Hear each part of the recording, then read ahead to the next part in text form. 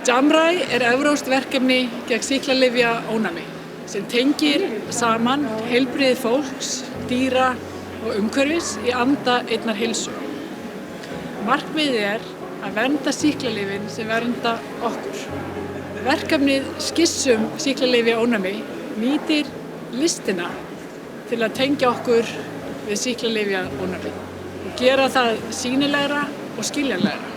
Götusýningin sameinar 30 teiknara frá 30 Evrópuríkjum sem að tengja saman vísindalega þekkingu sýklalyfjaónæmi og myndskreytingar sem vekja okkur til umhugsunar.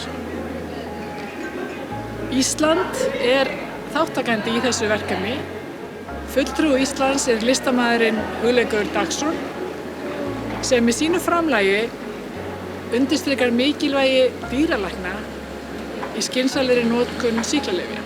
Við vonum að sýningin hjálpi fólki að sjá sýklalyfjaónæmi í öðru ljósi og skilja betur af hverju verndun sýklalyfja sameiginlegt verkefni okkar allra. Sýklalyfjaónæmi ein helsta ógn við lýðheilsu í heiminum í dag.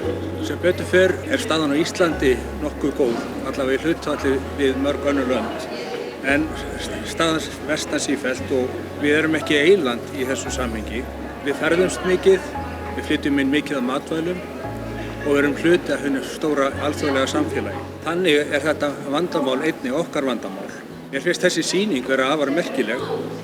Sérstaklega vegna þess að hún gerir ósýnilegt vandamál sýnilegt. Sýklalyfjaónæmi snertir ekki aðeins heilbrigðisþjónustu, heldur líka heilsu manna, dýra og umhverfis, eða það sem við köllum venjulega eina heilsu. Við berum öll ábyrgð á því að sýklalyfin virki áfram með komandi kynslóðum, börnum okkar og barnabörnum.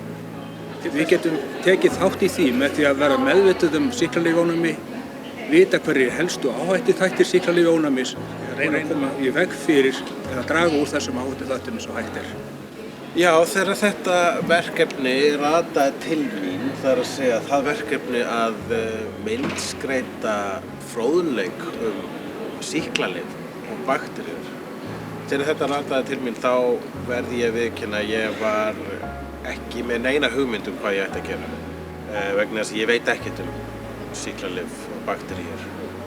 En síðan fékk ég þær upplýsingar að ég ætti að vera að tala dýr í samhenginu sýklalyf fyrir dýr og bakteríur og áhrif þeirra á dýr og slíkt.